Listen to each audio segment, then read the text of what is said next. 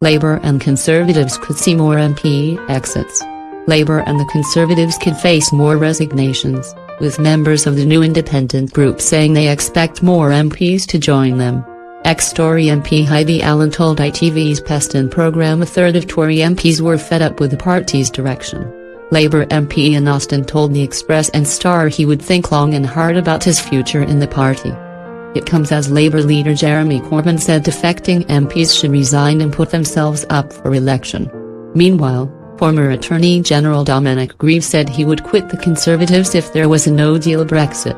The Tory MP told the BBC's Newsnight he admired the courage of the 11 members of the independent group, 8 ex-Labour MPs and 3 former Tory MPs, and agreed totally with their support for another EU referendum. He said he would not be able to stay in the Conservative Party if it went completely off the rails and backed leaving the EU without a negotiated agreement. Anna Soubry, one of 3 Tory MPs to quit the party on Wednesday, has insisted there is no going back since One Nation Tories like her had lost the fight for the heart and soul of the party and been overwhelmed by a purple momentum. She also revealed that former PM David Cameron had made a last-ditch attempt to stop the trio from quitting. She told the Times Red Box podcast that Mr. Cameron sent them a text saying, "Is it too late to persuade you to stay?" Ms. Allen said she could not imagine returning because if we do our jobs right there won't be a Tory party to go back to. She said she was hopeful that what she described as good, sensible centre-ground colleagues would join the new group.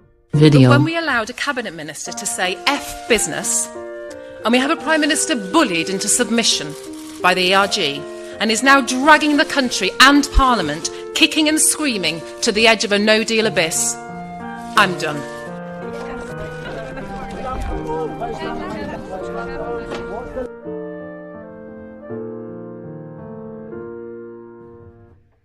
The right wing, the hardline anti-EU awkward squad that have destroyed every leader for the last 40 years, are now running the Conservative Party from top to toe.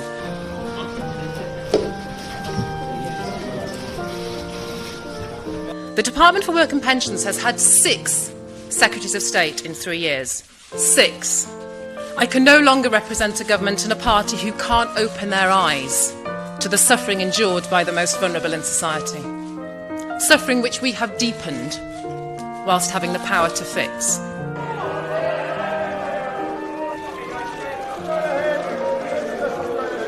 The party that was once the most trusted on the economy and on business is now marching us towards the cliff edge of a no-deal Brexit.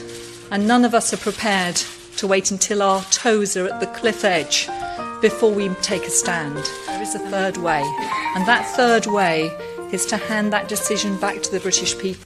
Video. I said to her, because I thought I have to say this thing to her, because one day I will have this sort of conversation. And I said to her, I don't understand. Why don't you grasp the single market and the customs union? You know it's what British business needs, and you know it will solve the problem over the border between the Republic and Northern Ireland. And you can win it in Parliament. You go over the heads of the front bench, you reach out to the Chuka Ramunas and the Chris Leslies, and you would win a majority, and at the same time, you would deliver a fatal blow to the Labour Party. And I said it to her, and she almost looked at me as if I was alien. And I thought, you just don't get this, do you? And she came back and she said, but she says all this, and I say it in speeches, why is she so against a customs union?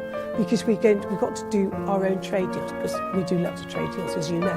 And the other thing, and this is really important, Kirsty, and do forgive me, the only reason why she will not agree to the single market is because of free movement of people. And I think what's really worried me about Theresa, and she has history in the Home Office that supports this, because I'm an old barrister, I look at the evidence, and I think she's got a problem with immigration.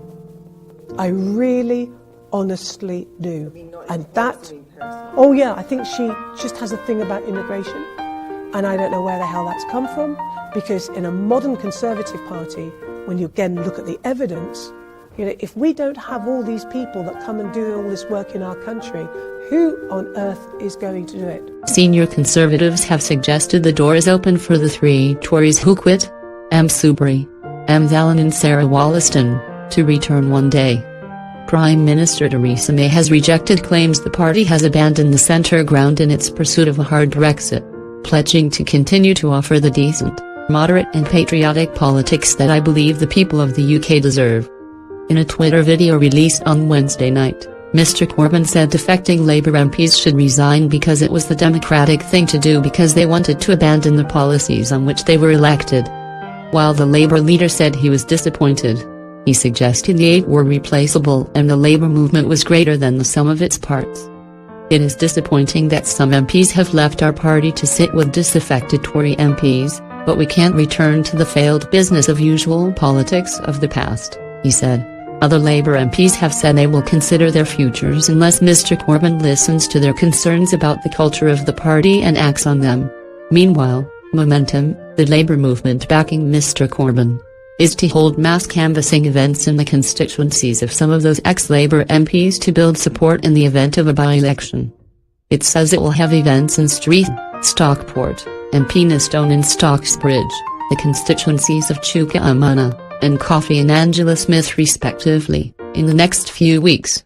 The Labour leader said he would not change direction in response to the defections but repeated that tackling anti-Semitism was a priority for him. He has been accused by departing MPs, including Joan Ryan and Luciana Berger, of allowing a culture of anti-Jewish racism to flourish and for Jews to be abused with impunity by his supporters. One of Mr Corbyn's senior team, Barry Gardner, apologized to the Jewish community in the House of Commons on Wednesday, saying it had let them down and Labour was struggling to become the party we have always aspired to be. Mr Corbyn said he recognized the party had work to do to restore trust among the Jewish community and to persuade people the party was its ally in the fight against anti-Semitism. The party said it had suspended the membership application of left-wing firebrand Eric Hatton over Twitter comments he made about Israel in 2012. Lord Mandelson told ITV's Peston he felt morally compromised staying in a party that can spew out so much hatred towards other members, but he also urged Labour MPs not to leave the party.